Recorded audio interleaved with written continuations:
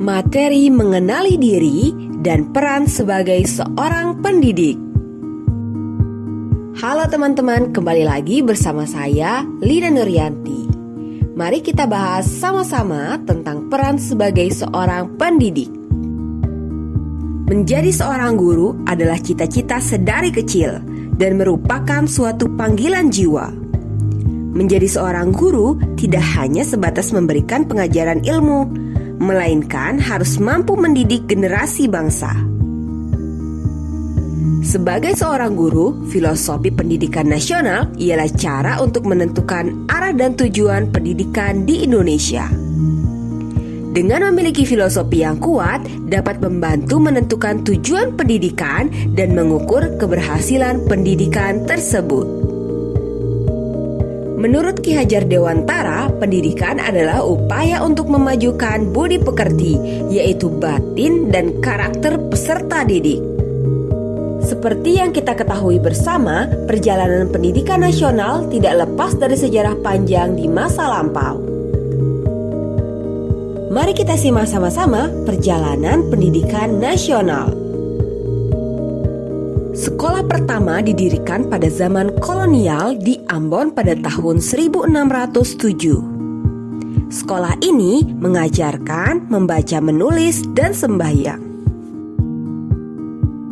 Pada tahun 1854, Bupati mendirikan sekolah kabupaten yang hanya mendidik calon pegawai.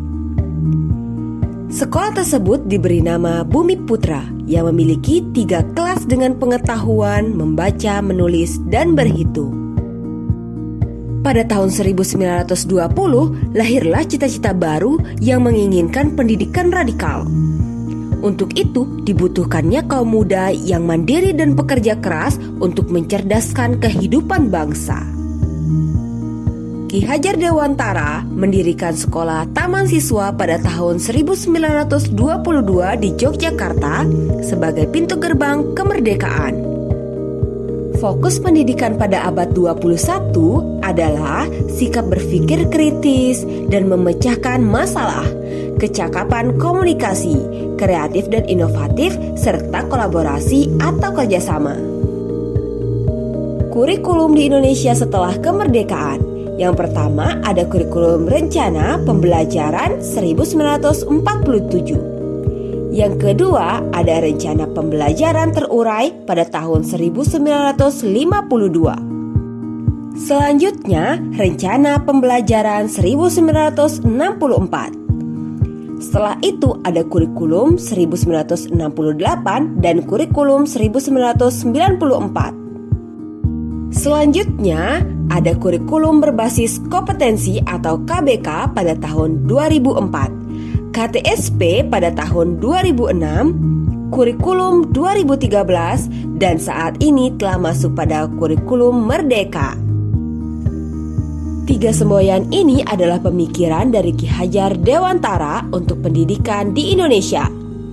Yang pertama ada Ing Ngarsa Sung Telodo, Ing Madiun Mangunkarso, Tuturi Handayani. Kurikulum Merdeka menurut Ki Hajar Dewantara adalah pendidikan yang akan memerdekakan manusia dari aspek lahir dan batin. Kurikulum Merdeka bertujuan untuk menciptakan pendidikan yang menyenangkan bagi peserta didik dan guru, serta menekankan pada pembelajaran dan pengembangan aspek keterampilan dan karakter peserta didik sesuai nilai-nilai bangsa.